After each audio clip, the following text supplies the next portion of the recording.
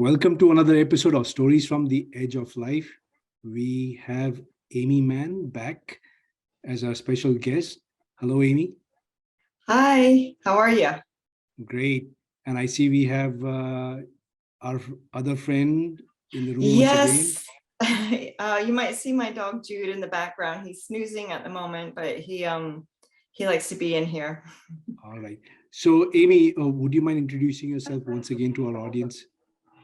Yep. My name's Amy Mann. I am a person who had hypertrophic cardiomyopathy. I was diagnosed at the age of 5, and I went on to have a heart transplant in 2018. I was age 45 at the time.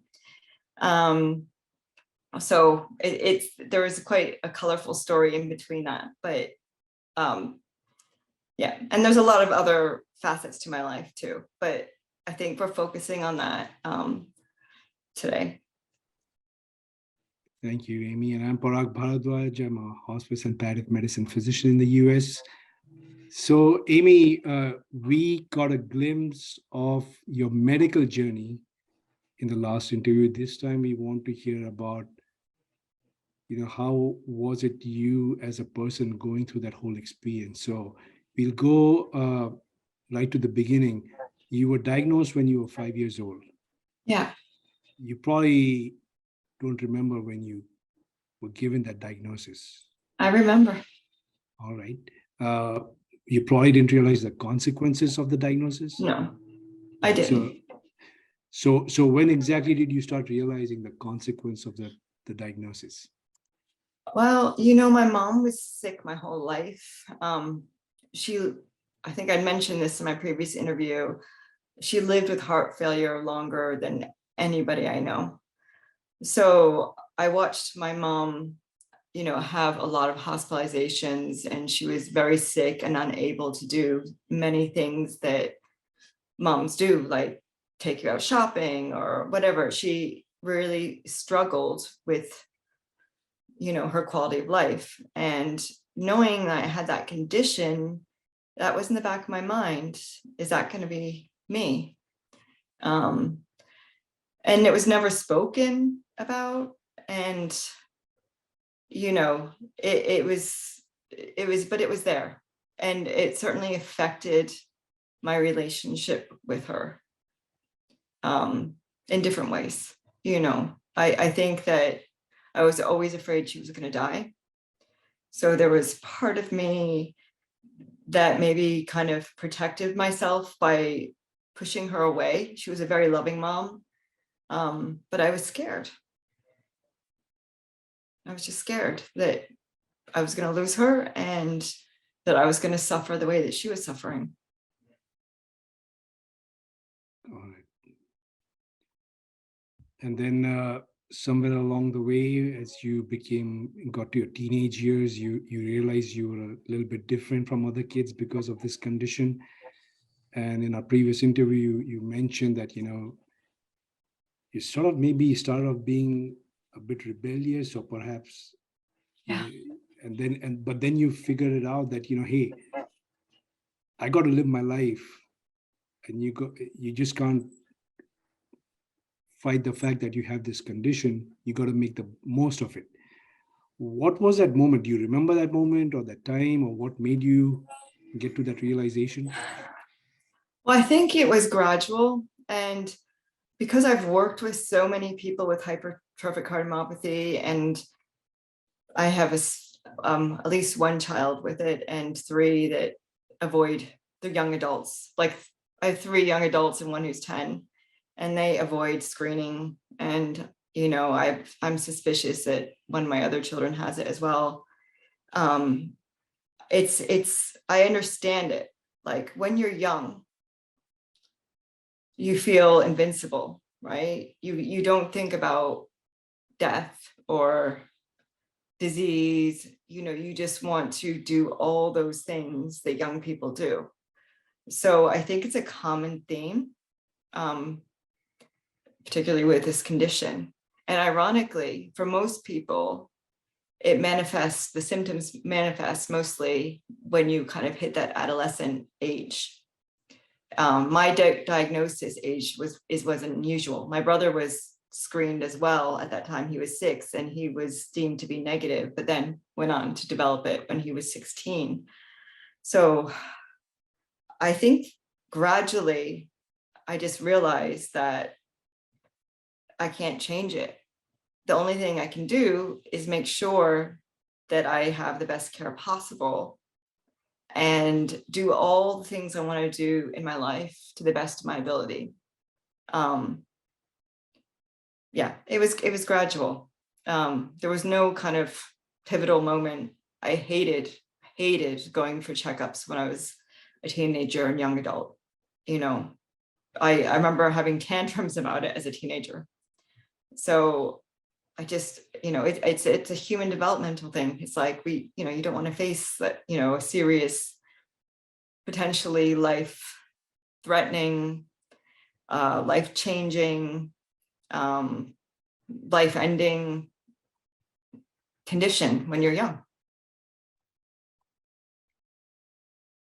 Wow. So I have to ask this: do you believe in coincidences? Because it seems like nothing in your life is a coincidence. So I'll give you an example. Your mother went to the UK, and a lot of people do. She moved there, and she founded this organization, and after a while, you came back, but then you had to go back to the UK to get the care that you needed. Yeah. When you were pregnant for the third time. Yeah. And there seems to be a series of such instances in your life. So I'm just curious if what your thoughts are. Yeah, I mean, there's been some very strange kind of the way things have unfolded. I don't know what to call it, but a series of coincidences or some kind of universal intervention. I don't even know.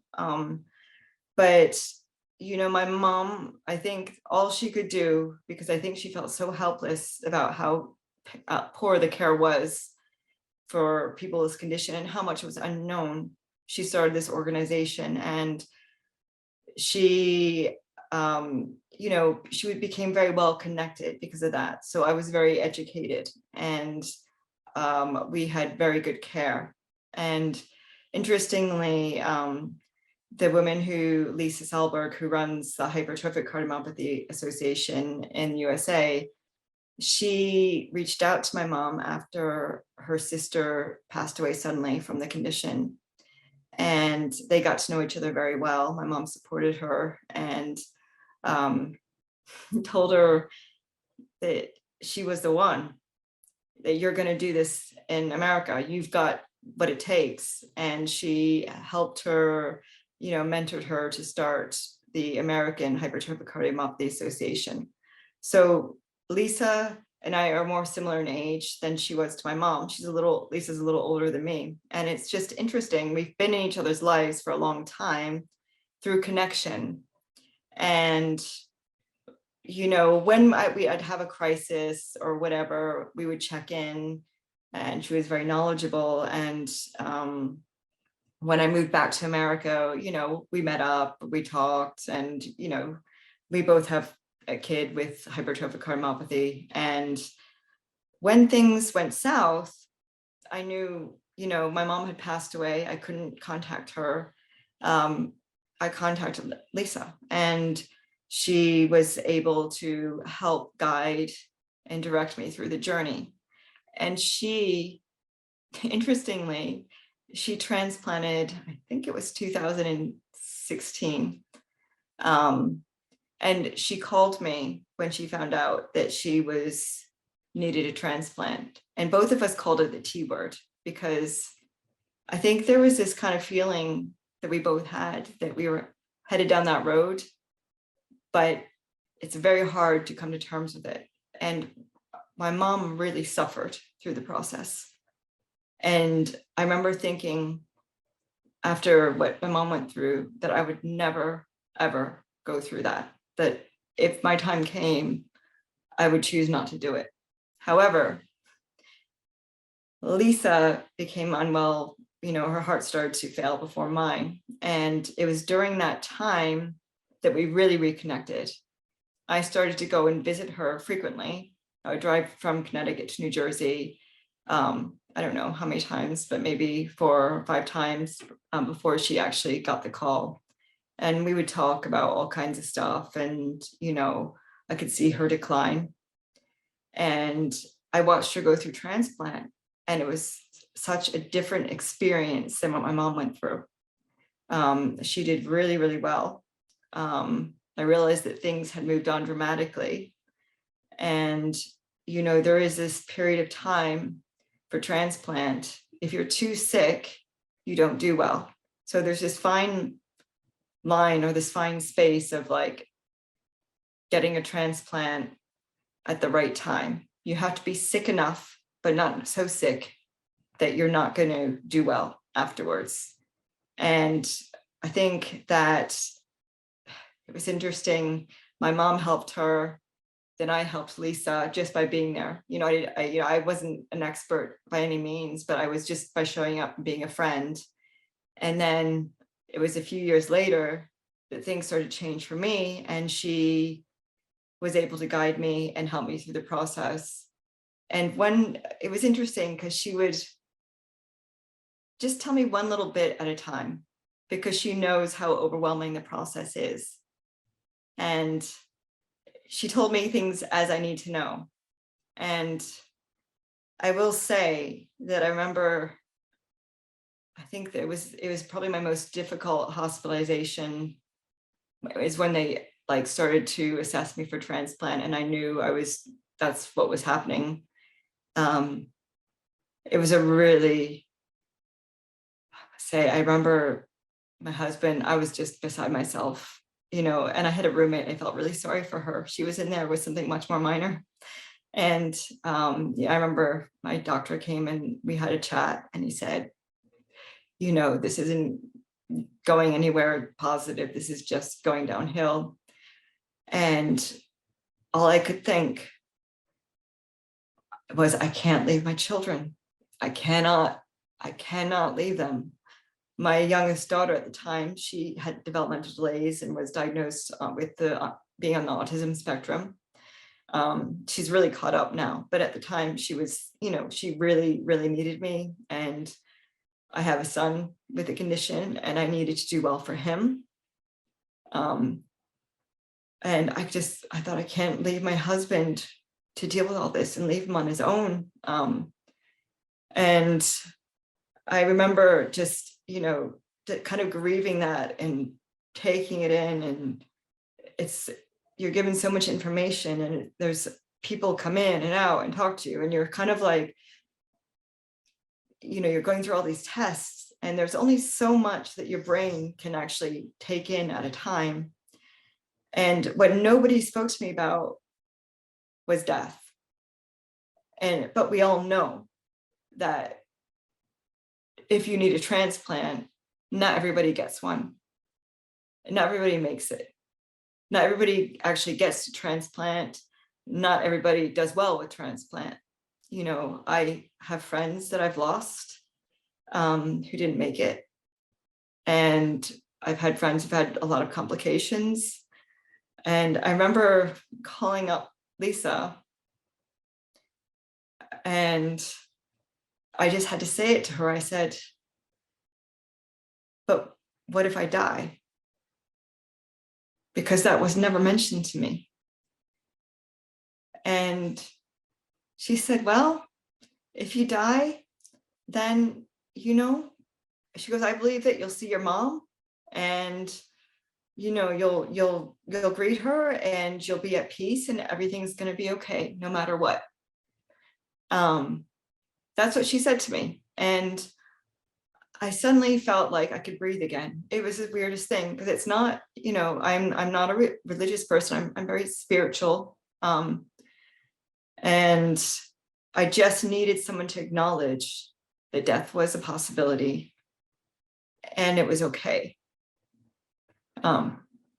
So it was an odd kind of a full circle coincidental thing, the way things happened and the way I feel. And we've both said this, that there's this kind of, I don't know, we felt like there's just this kind of divine or universal intervention, that my mom's still there somewhere, like kind of guiding, us through this path. And, whether that's real or not, I can't say, but it certainly feels that way.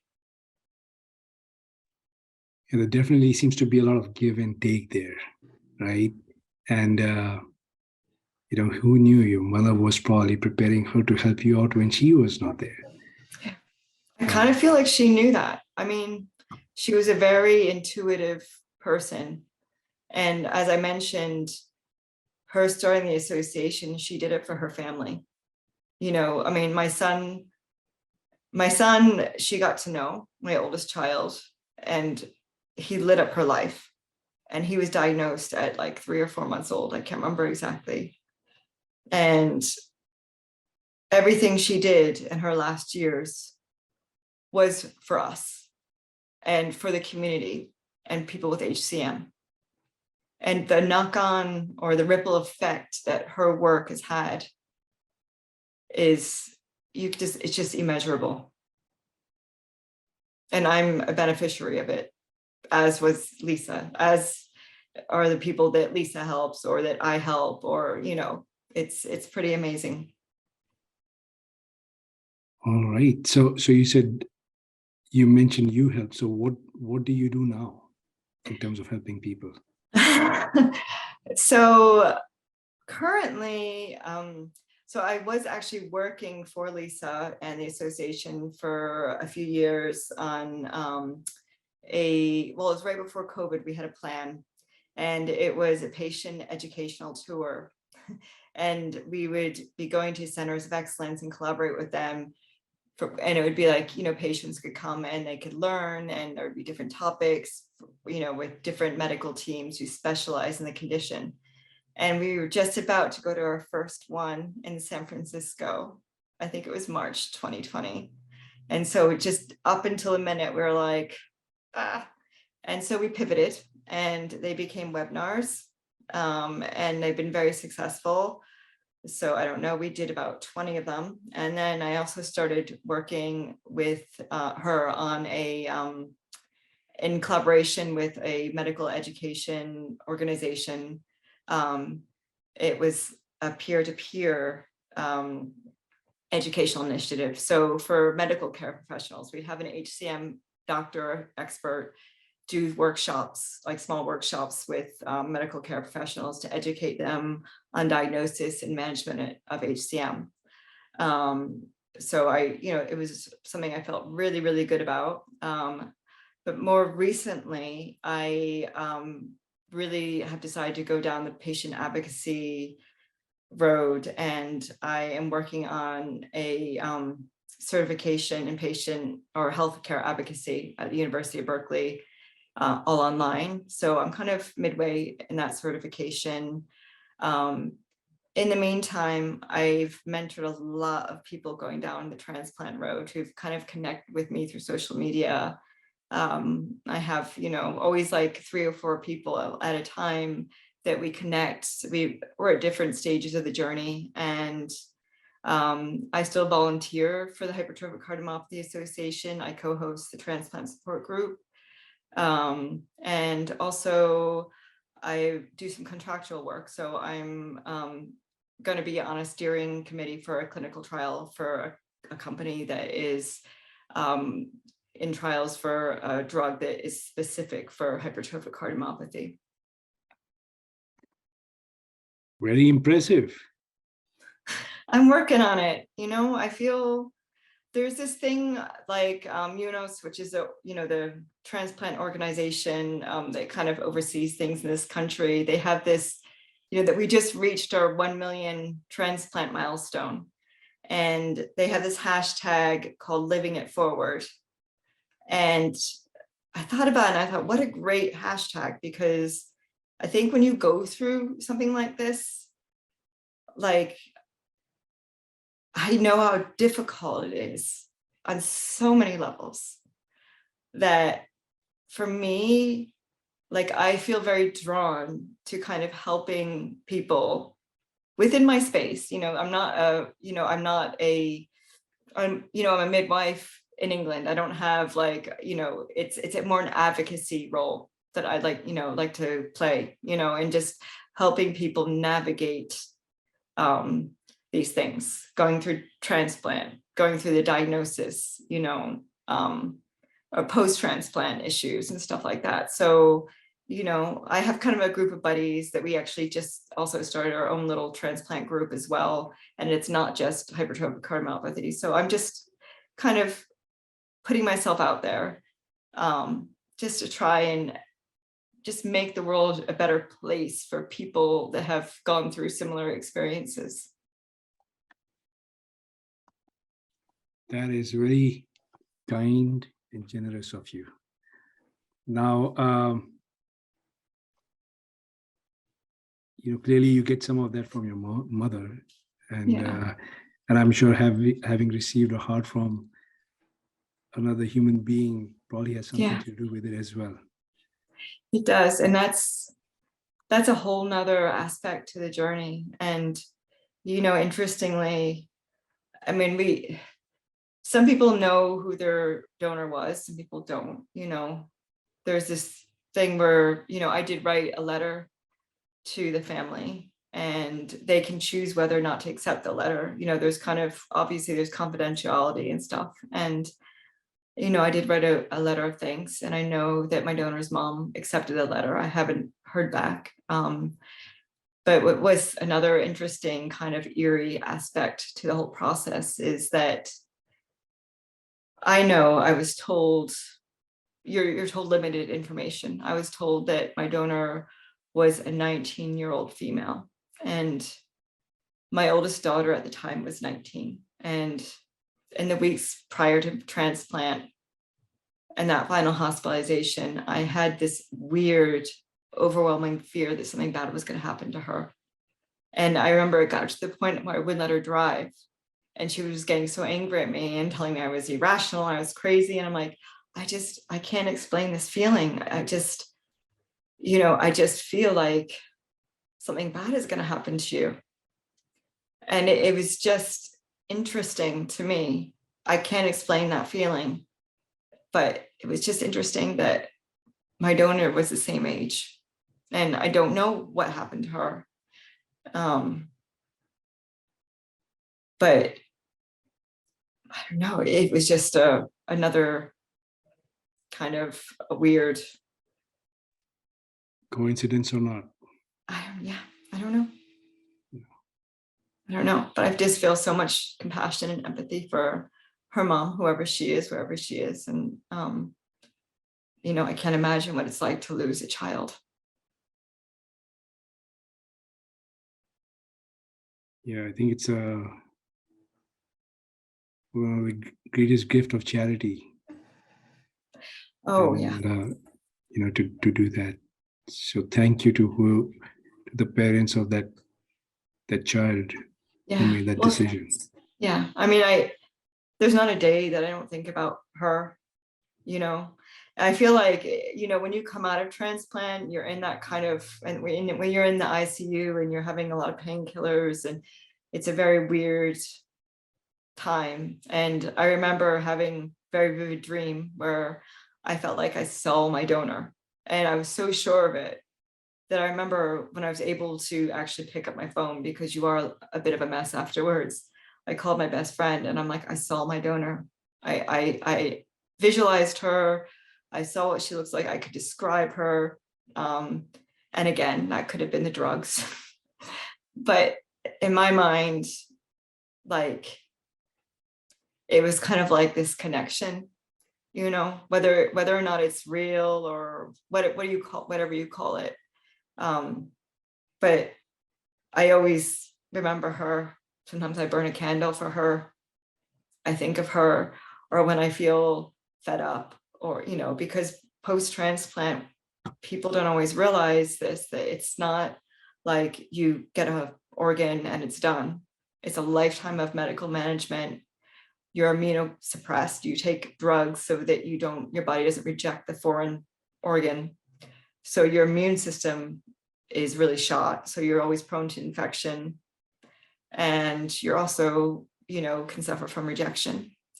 So you have to be really on top of your health. At the moment, I'm on 3 monthly visits because I've had some abnormal rejection bloods. So far, everything's been okay, but it's a lot. So when I'm feeling a little down about things, I think I've got my children. The sun is shining. It's the small things that really, really matter. It's not the big things. It's not the cars or the expensive watches or whatever, it is that, like I found like post-transplant objects and like things like that are much less important to me, that I feel we're all here to give and to make this world a better place. And it's not like I feel like I owe something for having a heart. I mean, I'm very, very lucky. A lot of people don't get that opportunity. But me personally, we all have different journeys.